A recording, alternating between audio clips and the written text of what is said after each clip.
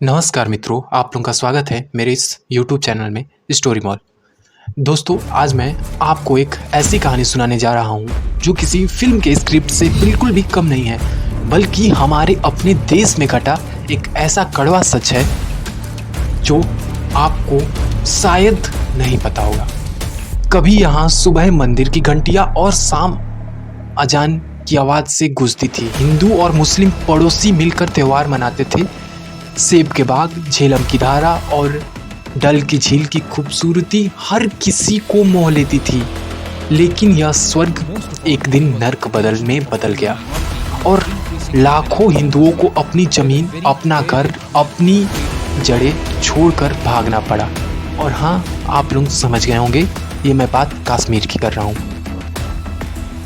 वो साल था 1989।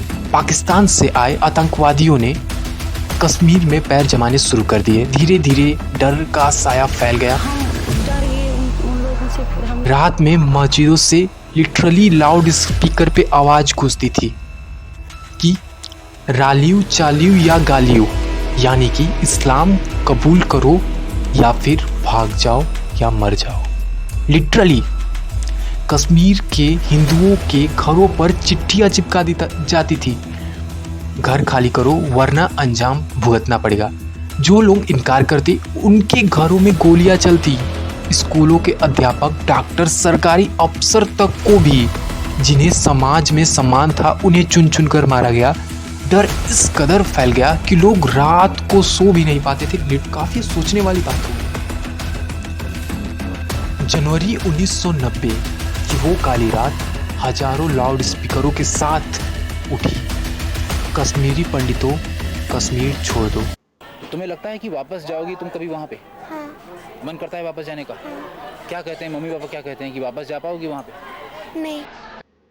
सड़क पर डर और चीख की आवाज सुनाई देने लगी।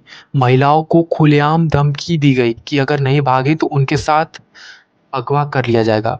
छोटे छोटे बच्चों की आंखों में वो डर दिखा और बुजुर्गों अपने मंदिरों की मूर्तियां देखकर लिटरली रो पड़े। इसी दौरान कई मासूम पंडित परिवार की हत्या भी कर दी गई। आज भी उनके नाम सुनकर रूह कांप जाती है। टीला लाल टपलू, पंडित सरवंदन कौल और न जाने कितने नाम इतिहास में दर्द की तरह दर्ज हो गए। मानो कि वहां पे कोई सरकार, कोई नियम कुछ नहीं काम आने वाला। और फिर शुरू हुआ भारत के सबसे बड़े आंतरिक पलायन का दौर। रातों रात लोग अपने घर से निकल के भागे। किसी ने ट्रक पकड़ा, किसी ने बस, और कई लोग ने सिर्फ अपने तन पर कपड़े पहन के निकल पड़े। सोचो वो समय क्या रहा होगा, वो डर का माहौल क्या रहा होगा जब जो लोग अपने लिटरली घर, अपने देश, अपने कानून, अपनी सरकार में भी सुरक्षित नहीं महसूस कर पा रहे थे। उनके घर, उनकी जमीन, उनके खेत सब पीछे छूट गए। मंदिरों के दरवाजे बंद हो गए। कश्मीर की गलियां जहां कभी भजन गूंजते थे, आज तक सन्नाटा पसरे हुए हैं। जम्मू की तपती गर्मी में टेंटों में रहना पड़ा। ठंड के आदी लोग अब धूप में बीमार पड़ने लगे।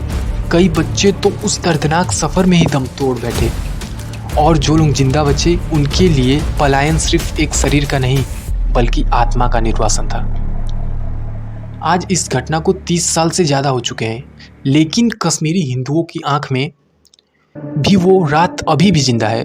मैं लिटरली कई हिंदुओं के, कई कश्मीरों पंडितों के ब्रॉडकास्ट तक सुना। वो पढ़ते हैं, भाई ये दर्द शब्दों से नहीं बयां हो सकता। जो उन्होंने देखा है, जो उन्होंने फील किया है, मैं न बता के ना आप सुन के फील कर सकते हो। जो उन्होंने देखा है, उनके घर आज भी वीरान पड़े हैं, मंदिरों पर ताले लगे हैं। कुछ लोग धीरे धीरे घर वापसी की बात करते हैं, लेकिन डर अब भी दिलों में है। दोस्तों, ये कहानी सिर्फ कश्मीर के हिंदुओं की नहीं है, ये उस पूरे भारत की है जिसने अपने ही लोगों को अपने ही देश में शरणार्थी बनते हुए देखा है। इससे हमें ये सबक मिलता है कि अगर हम अपनी संस्कृति, अपनी जड़ों और अपने लोगों की रक्षा करने के लिए एकजुट नहीं होंगे, तो इतिहास खुद को दोहराने में देर नहीं लगाएगा। इसलिए हमेशा याद रखना, कभी किसी के साथ अन्याय हो और हम चुप रहे तो कल वही अन्याय हमारे दरवाजे पे भी दस्तक दे सकता है। इसकी 3 बेटियां हैं, बड़ी बड़ी बेटियां हैं, मैं भी इसकी एक बेटी। कोई वहाँ नहीं बचा? नहीं महाराज, नहीं, उधर कोई नहीं। क्यों चले आए आप लोग? जब वहाँ पर ऐसे सब लोग आ गए, तो हम भी आ गए। क्या नारे लगाए आपने? पाकिस्तान जिंदाबाद, यहाँ क्या चलेगा, ये निज़ाम मुस्तफ़ा। आप वापस जाएंगे कभी? नहीं, मैं नहीं रह सकता। तो क्या करेंगे आगे? क्योंकि यहाँ अगर वहाँ से वो ऑफिसर ही है, उससे बेहतर है यहाँ गली कोचों में भीख मांगना और अपने आप को पालना, आज़ादी से रहना, बगैर किसी थ्रेट के यहाँ पर अपने बच्चों के साथ रहना। हम खालिया 3 कपड़े में आए वापस। मतलब प्रॉपर्टी सेल नहीं कर पा रहे हैं लोग? नहीं हो सकता है। क्यों, ऐसा क्या? उन्होंने वो किया है ऐसा प्रोग्राम कि हम वहाँ के ऐसे से है कि जो भी भारत का नाम ले लेगा उसके लिए वहाँ गोली है। हिंदू को बुरी नज़र से ज़्यादा देख रहे हैं, ज़्यादा। सिख को भी देखते हैं मगर कम।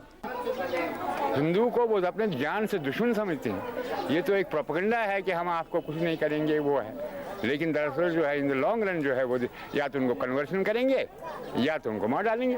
वैसे माहौल बहुत ख़राब हो चुका है, यहाँ पे 98% भाग गए हिंदू। क्या आवाम एक सुपर पावर का मुकाबला कर सकते हैं, तो आप कोई सुपर वुपर पावर नहीं है कि कश्मीर के अवाम आपके साथ मुकाबला करके अपना हक लाने। कश्मीर के बहादुर अवाम मौत से नहीं डरते हैं क्योंकि वो मुसलमान हैं। पाकिस्तान का रोल हमारे लिए ठीक नहीं है। कैसे? वो हमेशा चाहता कश्मीरी को जलील करना, वो नहीं चाहता कश्मीरियों को इज्जत मिलना चाहिए। नहीं, वो अपने घर नहीं संभालते। देखो कितने 100 आदमी मर रहे हैं वहाँ कोई हिंदू मुस्लिम लड़ाई नहीं है, वहाँ आपस मुसलमान को मारते हैं। उससे अच्छा हम हिंदुस्तान में बैठे हैं, हमें इज्जत है, भाईचारा है, सब कुछ। दोस्तों, आपको ये वीडियो कैसा लगा कमेंट में ज़रूर बताइएगा, क्योंकि मैं पार्ट 2 लाने वाला हूँ। अगर आप पार्ट 2 कमेंट करेंगे तो मैं और जल्दी लाने की कोशिश करूँगा, और चैनल को सब्सक्राइब करना ना भूलें। धन्यवाद।